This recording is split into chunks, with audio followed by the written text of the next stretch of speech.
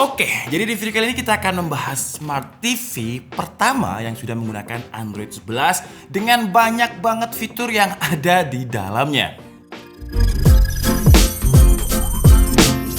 Dan perkenalkan, ini adalah Smart TV TCL P725. Sebenarnya TCL ngirimi kita 2 unit Smart TV, jadi ada yang P725 ini dan ada Hi725 Hi-LED. Dia pakai quantum dot display yang gambarnya bagus banget dan fiturnya juga banyak banget. Jadi videonya akan saya bikin terpisah biar durasinya nggak terlalu panjang karena yang di seri Hi bener-bener banyak banget fiturnya. Sebanyak diskon yang diberikan oleh sponsor kita di video kali ini, yaitu MSI. Jadi MSI lagi ada event yang namanya Ramadan Celebration yang diskonnya itu sampai 3 juta rupiah. Banyak ekstra bonus seperti eksklusif jaket, headset gaming, mouse, tumbler, dan masih banyak lagi. Terus juga masih ada OVO Cash untuk di-redeem senilai 500 ribu rupiah untuk pembelian laptop seri tertentu. Mulai dari seri entry levelnya seperti MSI GF63, GF65, MSI Stealth Series, MSI Rider, sampai ke seri bisnis terbarunya yaitu MSI Summit. Untuk informasi selengkapnya mengenai MSI Ramadan Celebration ini kalian bisa langsung cek di kolom deskripsi. Oke, sekarang kita bahas TV yang ada di sebelah saya ini. Namanya adalah P725, dimensinya 50 inch.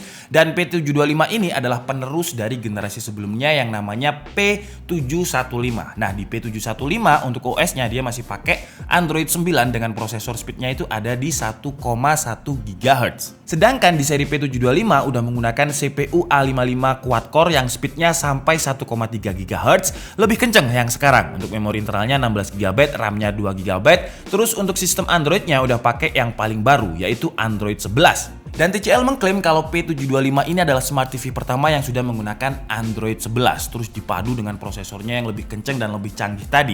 Jadi banyak banget fitur yang sekarang ada di seri P725 dan sekarang kita breakdown sama-sama. Pertama mungkin kita bahas dari segi desainnya dulu ya. Tampak depan frame-nya ini terlihat lebih tipis dibandingkan seri sebelumnya. Kalau TV-nya mati malah kayak cakep banget gitu, kelihatan nggak ada bezelnya. Ketika nyala juga masih terlihat full screen, nonton acara apapun jadi kerasa lebih lega dan kayak lebih mantep gitu, nggak ada yang namanya keganggu sama bezel atau ke distract sama bezel. Sayangnya untuk bahan materialnya di seri P725 ini masih menggunakan plastik, tapi di seri P725 ini untuk kakinya sudah menggunakan metal karena untuk bobotnya sendiri lumayan. Bobotnya tanpa stand itu 17,2 kg, kalau sama standnya atau sama kakinya itu 17,3 kg. Secara build quality menurut saya udah bagus banget lah untuk harganya. Harganya berapa emang? Sampai saat ini saya belum tahu harga resminya berapa, cuman kalau misalkan kita bandingkan dengan generasi sebelumnya P715 yang dimensinya itu 50 inch, harganya sekitar 5-6 juta. Jadi prediksi saya ya, P725 ini harganya juga sekitar 5-6 juta. Tapi nanti kalau misalkan saya sudah ada update harganya akan saya taruh di judul dan juga di deskripsi, serta link pembeliannya juga akan saya taruh di kolom deskripsi. Terus dengan prosesornya yang lebih kenceng 1,3 GHz tadi juga ada fitur AI PHY Engine, di mana prosesor ini mampu mengoptimalkan hardware dan juga software yang tujuannya untuk memproses algoritma agar gambarnya bisa disesuaikan dengan apa yang ditampilkan. Contohnya kalau kita lagi nonton environment laut gitu ya, gambar biru airnya akan terlihat lebih biru, hutan akan terlihat lebih hijau, dan layarnya juga sudah disertifikasi sama Dolby Vision dengan XDR 10. Jadi perpaduan antara brightness, kontras, kontrol, dan juga depth itu bagus banget. Kalau kalian nonton video yang support XDR ya, kalau di Netflix kalian bisa coba tonton Spider-Man yang Homecoming karena dia sudah support 4K XDR juga. Nah, di situ gambarnya bakalan terasa lebih bagus banget. Dan prosesornya tadi juga bisa memproses suaranya itu secara dynamic. Jadi kalau misalkan environment laut tadi, suara lautnya itu kayak seolah-olah kita ada di laut gitu, dibikin lebih real. Apalagi audionya juga sudah disertifikasi sama Dolby Atmos. Layarnya disertifikasi sama Dolby Vision, audionya disertifikasi sama Dolby Atmos. Dengan Dolby Atmos ini suaranya itu kayak seolah-olah ada di berbagai posisi gitu. Mirip seperti di bioskop dengan banyak channel audio. Jadi suaranya nggak flat terdengar dari depan aja, yang membuat sensasi nonton itu serasa kita ada di dalamnya. So impressed. I like to think he gives people hope. For what? Eventually everything's gonna be alright. Terus juga ada fitur yang namanya MEMC atau Motion Estimation dan juga Motion Compensation. Kata kuncinya adalah di motion. Yang intinya fitur ini membuat picture processing jadi lebih smooth, nggak ada blur, nggak ada jittering, atau kalau di monitor gaming kita sebut biasanya dengan istilah anti motion blur. Jadi buat yang suka nonton film action, karena memang film action itu pergerakan frame-nya kan cepet banget ya, dan kalau terlalu banyak motion blur biasanya itu akan yang ngeblur dan kita pusing gitu. Dengan MEMC ini blurnya akan berkurang, jadi gambarnya bisa terlihat lebih jelas. Dan yang namanya Smart TV kayaknya kurang smart aja kalau misalkan dia hanya bisa dikontrol melalui remote.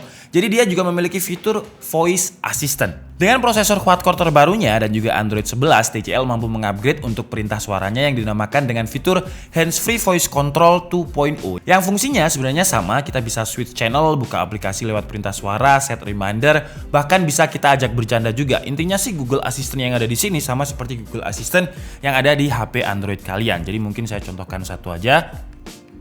Putar video lucu di YouTube. Nah, jadi dia akan langsung mencarikan kita video-video lucu yang ada di YouTube. Misalkan kita mau switch channel dari YouTube ke Netflix. Seperti ini. Putar film di Netflix. Tuh ya. Jadi dia langsung bisa switch channel. Dan sebenarnya di seri P175 sebelumnya pun juga masih ada Google Voice Assistant-nya. Di versi P725 ini di-upgrade lagi. Jadi makanya namanya 2.0. Perintah suaranya jadi lebih cepat, ibaratnya Google Voice Assistant yang ada di Smart TV ini nggak terlalu budek lah. Jadi sekarang dia udah lebih responsif dibandingkan kakaknya yang dulu. Terus untuk konektivitas, Wi-Fi-nya sekarang udah support dual band. Kalau dulu hanya bisa di jaringan 2,4 GHz. Sekarang 2,4 dan juga 5 GHz. Nah, kalau di rumah saya 2,4 GHz itu bandwidth-nya sibuk banget karena banyak produk smart home, yang produk smart home itu kebanyakan ada di 2,4 GHz. Nah, kalau terlalu sibuk biasanya ya gitulah antri. Kalau misalkan bisa dual band seperti ini, jadi Wi-Fi-nya lebih stabil. Terus untuk portnya juga banyak banget. Jadi ada Ethernet RJ45 atau input LAN, terus ada input AV, ada input AV adapter, ada input RF, terus USB, USB 2.0, HDMI 2.1, HDMI 2.0. Banyak banget memang untuk port yang ada di belakangnya. Oke guys, jadi mungkin cukup segitu aja video review dari Smart TV TCL P725 kali ini. Kesimpulannya memang ada improvement ya dari generasi sebelumnya. Kebetulan TV saya di studio juga pakai seri TCL yang 43 inch.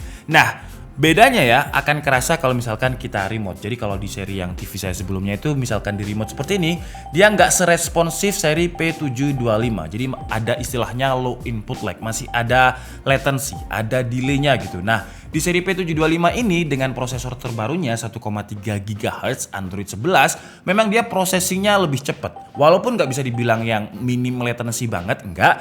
Cuman kalau dibandingkan yang sebelumnya ya, tuh kalian lihat, dia lebih responsif gitu untuk diakses. Kalau untuk kekurangannya menurut saya ada di bagian frame-nya yang sayangnya masih menggunakan plastik. Kebanyakan di harga segini sih memang menggunakan plastik. Cuman kalau misalkan kalian udah pegang yang seri Hi-nya yang pakai metal yang kerasa kuat, premium dan mahal banget, jadi yang plastik ini kayak kerasa gimana gitu. Walaupun sebenarnya di harga, kalau misalkan nanti sebenarnya harganya benar-benar 5-6 jutaan, memang standarnya frame-nya dia pakai plastik. Dan di harga 5-6 jutaan ini resolusinya udah 4K UHD yang juga support XDR10 dengan sertifikasi Dolby Vision, Dolby Atmos juga, dengan audionya itu 2x12 watt yang lumayan kenceng. Layarnya juga udah full screen. Menurut saya TCL ini kesimpulannya udah bisa masuk ke kategori BBJS-nya di keadilah atau budget pas-pasan jiwa sosialita. Mana lagi brand TV yang dengan harga 5-6 jutaan bisa dapat 50 inch. Tapi semoga aja harganya bener ya. Kalau misalkan prediksi saya salah, tapi nggak mungkin sampai di atas 8 juta lah. Dan TCL ini kan dia branding image-nya itu kayak dipandang TCL itu brand apa sih? Dan karena dipandang seperti itu TCL nggak terima. Akhirnya TCL memberikan garansi untuk panel layar itu 3 tahun.